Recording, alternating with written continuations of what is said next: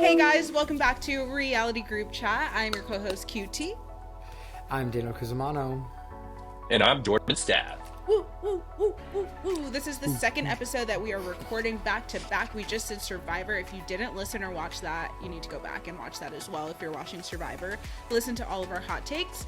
But this episode is going to be about episode 3 of The Amazing Race 38, I believe is the season. It's the Big Brother season. Yeah.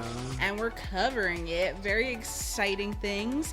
It was a pretty good episode. I wouldn't say like my favorite, but I'm starting to see, I think we're starting to see like the good teams versus the bad teams and like who are front runners.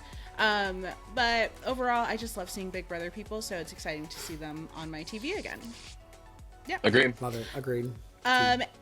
Before we get started going through the episode, any specific teams that you guys are really liking, maybe not liking as much, etc.? I fear I'm madly in love with Hannah and Simone. I don't know what it is about them. There is just like, I just like look at Hannah and Simone like as human beings, and I just think they are like the salt of the earth. Like I really do believe that in my bones, and I love them, and I just like want to be best friends with them. And like, I mean, I know Hannah and Simone followed me. I just like, I fangirl over them. I just think they're so cute. I could not agree more. I am so obsessed with them. I went to lunch with Simone like a week before Amazing Race came out, and that was my first time meeting her. I didn't know someone could get nicer than Hannah, and then Simone emerged. Like they are just the sweetest humans ever. Like truly what you said, the salt of the earth. They are everything to me. I'm obsessed with them. We need to have them on the podcast too. That would be fun. And you know what? That's a testament to just like their parents. You know what I mean? Like you were raised correctly, point blank with the period, end of discussion. Like I just think I can't say enough good things about them. It makes my heart happy. I love them so much. I mean, I love them.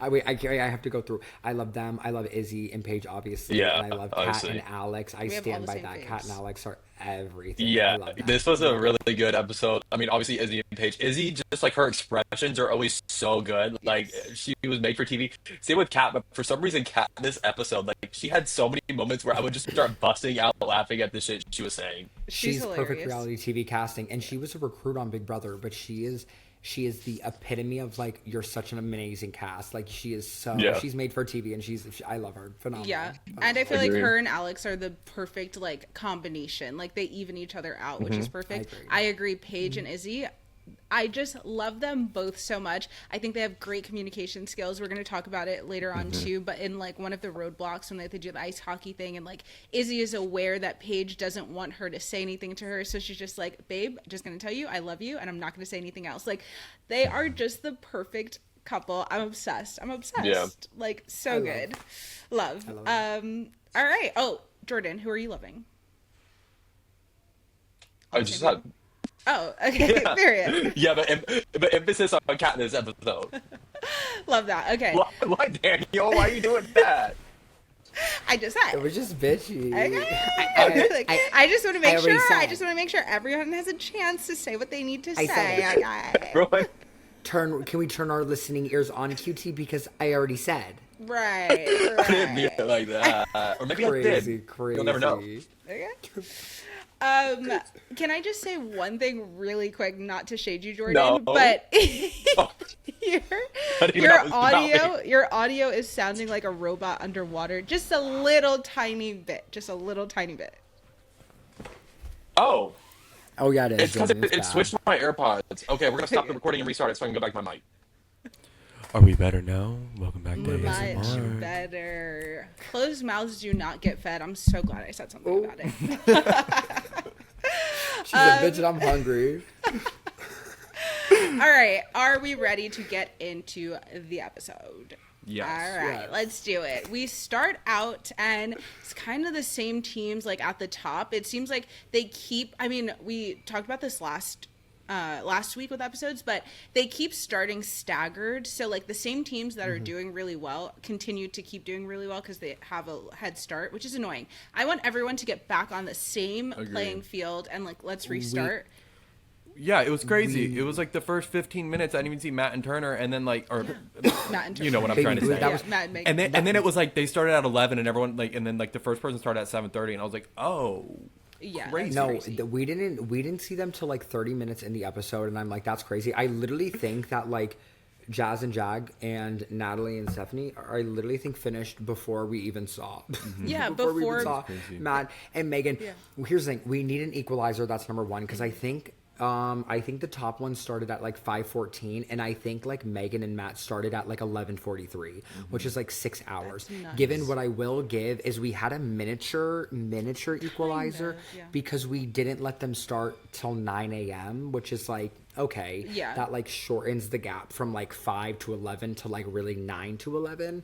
But I do think we need an equalizer like literally next episode, or if not the next like episode after, because guys, dare I say, like, I don't care for any of the top 3 teams.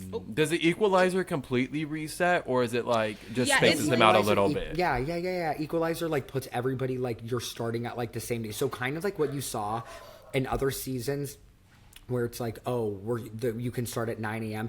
It will do that, but it will be like they'll get there at like 2 a.m. and they're like, it won't start till 10 a.m. And then all the teams are like, oh, well, everybody's back to even now. And I think you need to do that every like 3 episodes. I do think we should reward teams that do good, but like when you're 6 hours ahead of the leading team, Diva, I want to see somehow, some way, like Kat and Alex like get first on a thing. Like I don't want to just see it get cut. Like, you know what I'm saying? So that's kind of where I'm at. Yeah, I agree. I want to start seeing like some movement, and I feel like there's none right now. There's just like a bunch of little groups of teams that continue to be at the same roadblocks and challenges and stuff together. So starting out this episode, we do have Jag and Jazz are first. They get directions and they decide to wait for Joseph, Adam, and Natalie and Stephanie. I love them. Yeah. I love Joseph and Adam. Sorry, I like them. They're cute. Joseph and Adam, they're really sweet. I love them as brothers. They're so cute. But yeah, so we see the teams working together. Jag and Jazz say that they worked really good with Joseph and Natalie's teams in the like before, which we did see they helped each other out. So they decided to wait for them and help each other out again. And we got a new alliance form, which I feel like we don't normally get like named alliances on Amazing Race. So I do like that, and that's why I was excited to see Big Brother people on Amazing Race, because I felt like we would get some more like strategy and I don't know, different kind of thinking. So the train wreck alliance forms with Jag and Jazz, Steph and Natalie, and Joseph and Adam. And I mean, I like them as I feel like they deserve it. Like they're all doing really well. I think Steph and Natalie are doing a lot better than I expected. Also Joseph and Adam, because before the train episode last week they were kind of like middle towards the bottom of the pack, and they've really risen up, so I'm excited about that for them. But again, sometimes I do feel like it's annoying to like continue to help each other out, but it's working, and like if I was there I would want to be part of this alliance to keep making it further. You know, and here's the thing is we've seen this before with Will and James. I forgot what season they're on. Let me look this up. They won season, I don't know, but I have them on here. But like we saw that with them of like they kind of had an alliance and it like really worked out for them. And I think like that's so smart going into the race 100%. Like, is it good TV? No. You know what I'm saying? Like, given what I follow the same strategy, similar 100%. But it's like, this is why you need an equalizer, because what good's an alliance when you're just helping first place stay first place and second place stay second place and third or fourth place stay fourth place? You know what I mean? Like, no, like I want to see something come up. But you know what? Tucker and Eric, also, can I say this? Like, I just like really find Eric so, I mean, I find both of them attractive, but like something about Eric, like, no, he speaks looks to my soul. He looks like he's like sculpted from the gods, like his face structure. There's something about it. He looks like a fictional. He reminds me of like You know a what he military gives? version of Tucker. Yes, He gives a there we military. go. He gives a military 1960s version of Tucker. Like, I've seen this man, the hair. I just no, but like those bitches, I think could shake some shit up. Like, if 'cause they they're get at coming the very top close. and they get a U-turn, they're gonna be like guns out, hoes. Yeah. Also, guys, I want to say this. What gagged me, and I wanted to bring this up on last week's episode. Remember when we saw Tucker and Eric? They were like, "Where are they?" And they like went into the shop and they got magnets and they got candy and they got like whatever. My mom brought it up. My mom was like, "Wait, they literally start off staggered, so they literally like wasted time to go get magnets and ice cream instead of going to the pit stop. So they really started 15 minutes later." Yeah, that's great. Than they actually would have, and yeah. like for that, I must give them their 10s because they don't give a fuck. Like, I love that, honestly. I mean, that's so like it makes sense based on what we saw of Tucker on Big Brother, like using the brand. veto on Angela instead of himself throwing competitions. Like, that's so Tucker. So makes sense. On brand. Love seeing it. On brand. So the first roadblock that we get two roadblocks this episode. The first one is the bottle beer roadblock, where they have crates of beers that they have to put together. Before going into the roadblock, there's a, what is it called? Not a U-turn. What is it called? Why is it escaping driving. me? Oh my gosh. A driver's seat? Driver's seat, where the first team to like get up there gets to put kind of like a disadvantage on other teams. So there's some talk between Jag, Jazz, Natalie, Steph, all of them, Joseph and Adam, about who is going to be in the driver's seat and give the advantages and disadvantages to the other teams. And Jag and Jazz don't want to do it because they've been number one both times and they have an express pass, so they know that there's going to be a target on their back, which totally agree. Joseph and Adam feel similar because they've gotten number two a few times, so they don't want a target on their backs. So they decide to give it to Natalie and Steph. I think this is a great idea from this alliance. And Steph and Natalie end up giving 3 crates to Tucker, Chelsea, Jag, and Joseph. Now, Jag and Joseph, it was kind of strategy because since they have so much time, I think they felt like we can get the 3 done and not have to make enemies with other people. Yeah. And they gave it all to teams that have guys, because Chelsea's team, they gave it to her dad, basically. Then they gave 2 crates to themselves, Natalie and Steph, Rubina and Kat, and then 1 crate to Hannah's team and Izzy's team. I'm only saying the names of the Big Brother people, but you know who they're paired with. Can I say this? Why? And maybe it's because Chelsea was in a higher placement than Kyland and Taylor. Why did they give it to Jack and Chelsea? Like, at all? Like, I just, like, I look at it where, like, I would have given it to Joseph, Adam, Tucker, Eric, Jazz, and Jag, and then, like, I would have given it to Kyland and Taylor, in my opinion, because guess what? They have that express pass. Why not try to flush that out now a little bit when they're in the back? Like, Taylor's a Big Brother winner, same as Chelsea, but Kyland is much more physical than Jack. So I'm kind of just like, why aren't we setting them up for it? Like, Jack isn't like that type of competitor. So I just thought that was a little weird when I saw it. I'm like, wait, why are we giving Chelsea and Jack 3? Yeah, that is a good question. Maybe they came to like a group consensus as like the Trainwreck Alliance, and because Kyland and Taylor gave the express pass to Jag and Jazz, they were like, let's not do that to them. But still, it's like Natalie and Steph's decision at the end of the day. So I probably would give it to Kyland and Taylor. But Kyland and Taylor, I think, were behind Chelsea and Jack, right? Right, that's why it's like flush out the express pass. I'd be like, hey, you'll be the only ones that have it left in the game. That's how I look at it. Yeah, I'm surprised that wasn't a consideration. So then they get into the challenge and Jag and Jazz fly by it. It's like one of those things where, not one of those things, I've never seen this before, but you have to like use the pressure and then the foam or something. I don't know. There's like a bunch of things going on. It's like a keg, but like crafting. I'm sorry. But for like 1 beer, yeah. I'm just going to say this. I lost all respect for the challenge when Matt just like submitted what he had in, and it was like, I finished, and like it was Tucker, Matt, whatever you want to call him, when it was literally exploding out of the bottle, and he was like, and he was like, that's it, and then like, you're good to go. I was a little confused on like, did it have to be a completely clean bottle, like you don't fill it up, or could you fill it past the thing and then just close it up, wash it off a little bit, and clearly move on? I think it was like the bottle had to be filled, because like with the beer, with the foam, it can foam up, but then once that foam settles back down, the beer is going to be empty. So it had to be like a full beer, and you couldn't seal it with foam in it, because then it's not going to be full. I see, but he was like overfilling.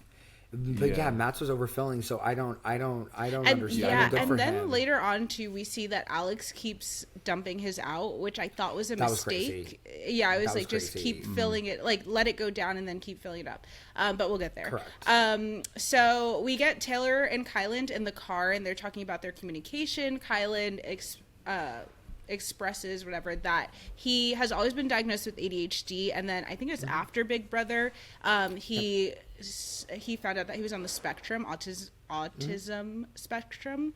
And so that kind of gives you a little bit more of an idea of like his communication style and stuff. And then Taylor's talking about the fact that she communicates in more of like hyperboles and metaphors and says like, I never do this. And Kylan's like, well, you don't never do it. Like he takes things very literally. So it's interesting to see, because in the first 2 episodes, we got them talking a lot about how like they don't work out that much as a couple because of their communication styles. And then now we see that playing out. But they seem to be doing like pretty well, not too bad. I can see where the disconnect is sometimes, but they both are like very understanding with each other. So I liked that.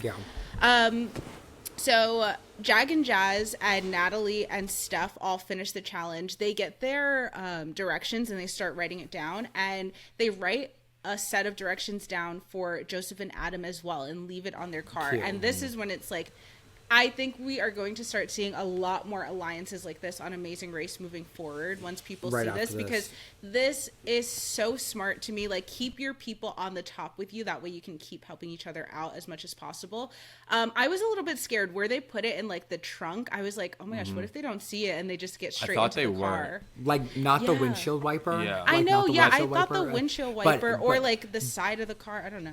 But they said they didn't want it to be like too obvious, you know what I mean? But you know what? If I'm the Amazing Race like production watching this, like this is what people should have been doing for 38 seasons, 37 seasons before this. But this is why we need equalizers, because if you have equalizers, then it's like, hey, that alliance, like they might have to, like if they're in the back, then like they might have to fight for themselves. You know what I mean? Like, what good's in an alliance that you're watching that's just always at the top of the pack, where you're like, oh, okay, like that's why it's like equalizer, like every few things. But that's my soapbox. Yeah, no, I agree. Then they get to the next part where they have to get their clue, and it's like this plow thing where one person has to be like the horse. It was giving very like furry, I don't know, some, like weird kinky stuff. I don't know, because the way they had to crawl, and you saw the horses next to them crawling. Guys, don't make this crazy, Daniel.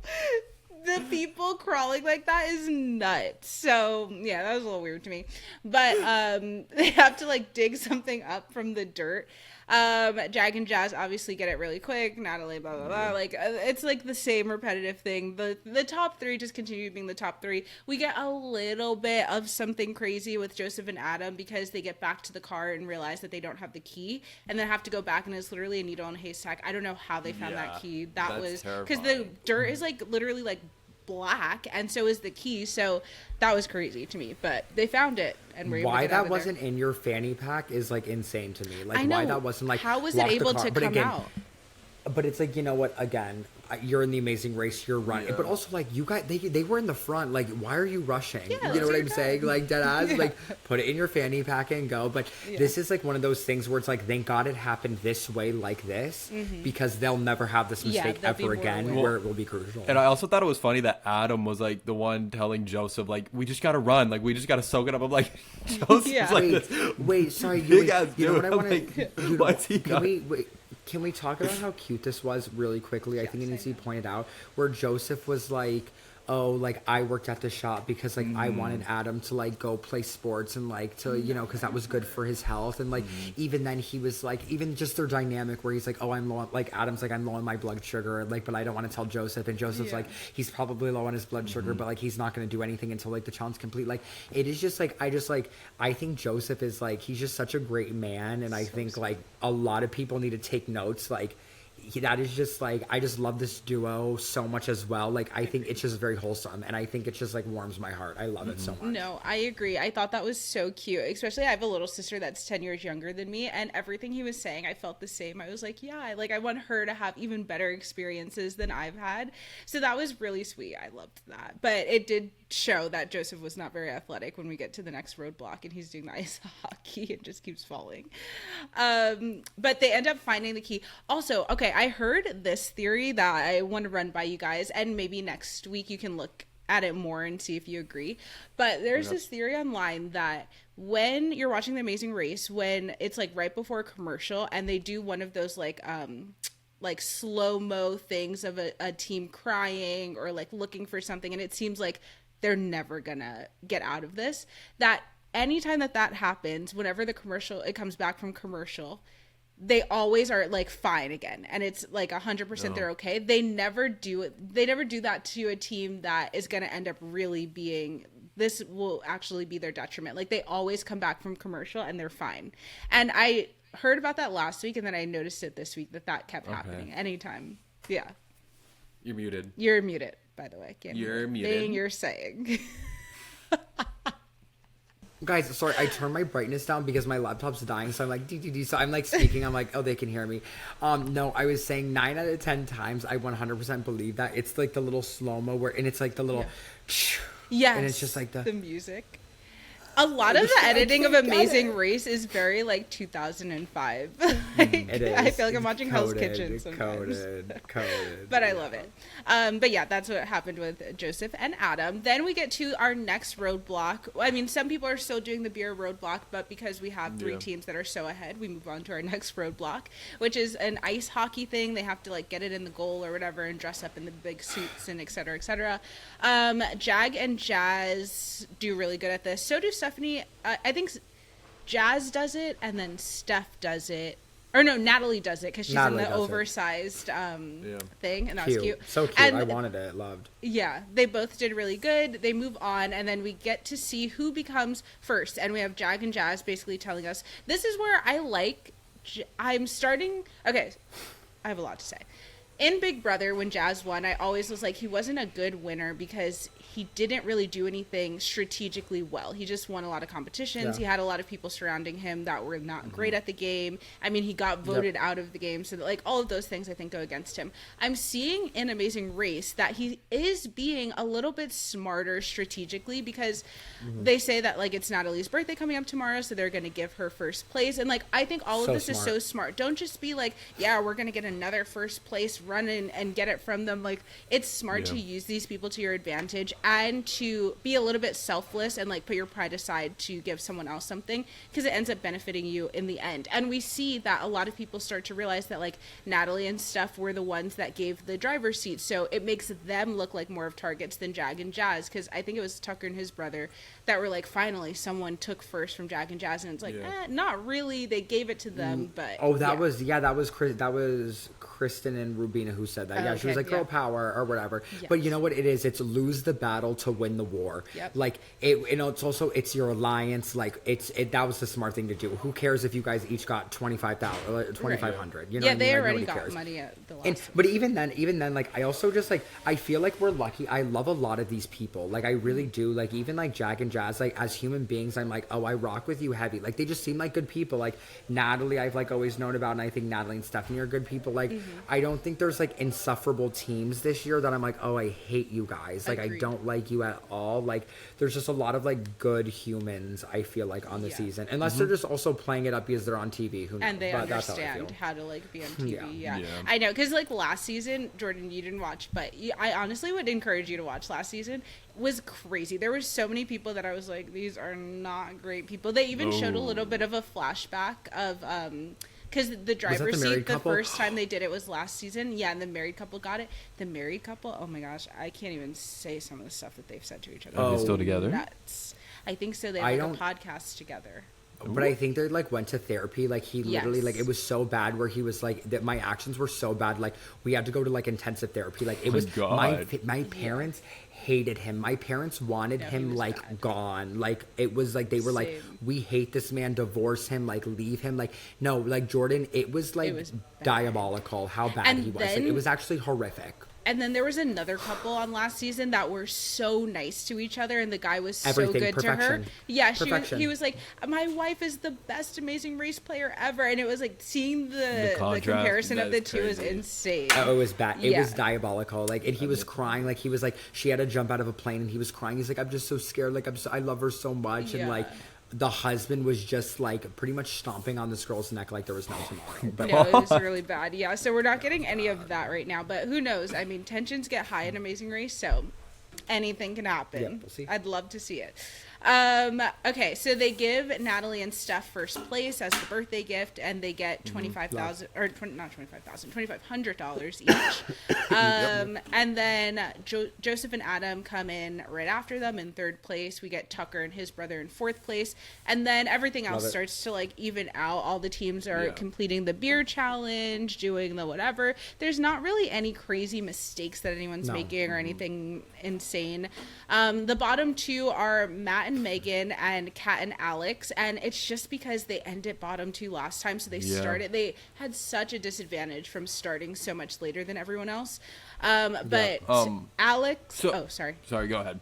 No, what were you gonna say? No, I was just gonna say Kat and Alex during the beer challenge, I do kind of agree with Alex's, because we were talking about this earlier, his method of pouring out the beer, and here's why. It's not like a soda when you're doing a fountain drink and like it goes down fast. Beer foam, it really, really like sits and it takes a minute. Like people will get a beer and it'll have foam, like it'll be served with a tiny bit, and that is even that little centimeter lasts a long time. So that's why I do feel like it was the right move, dumping it out and restarting until he figures it out.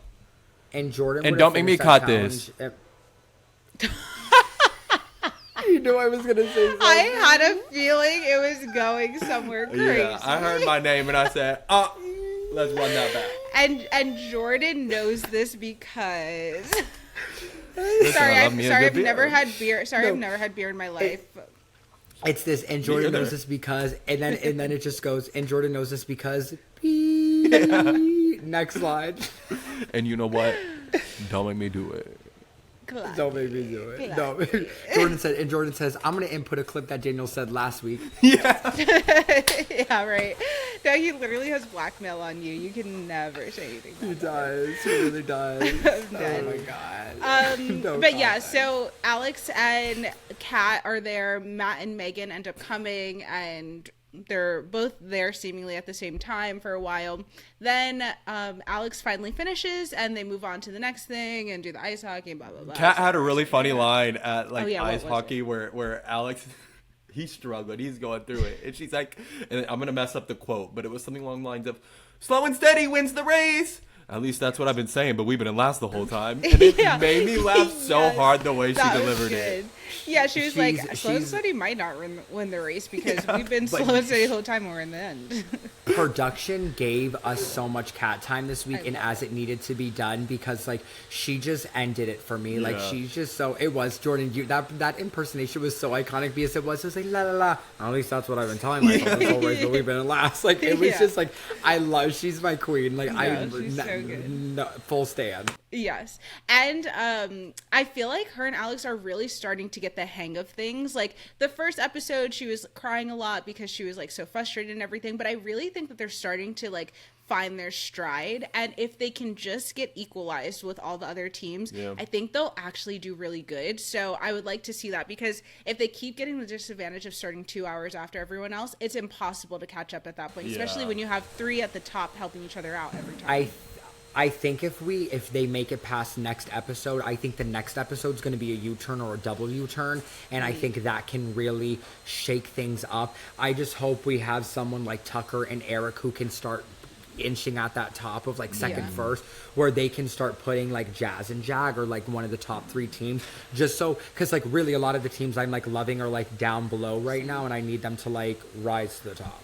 Yeah, I agree. The only problem is that the top three teams that will probably get to the U-turn first are not going to U-turn each other, and that's when U-turns are like so successful, is when someone from the top three U-turn someone from the top three, but that's just not going to happen, I don't think. So we would really need Tucker and his brother to like shoot up to the top, and I think it's possible. So yeah, I do too.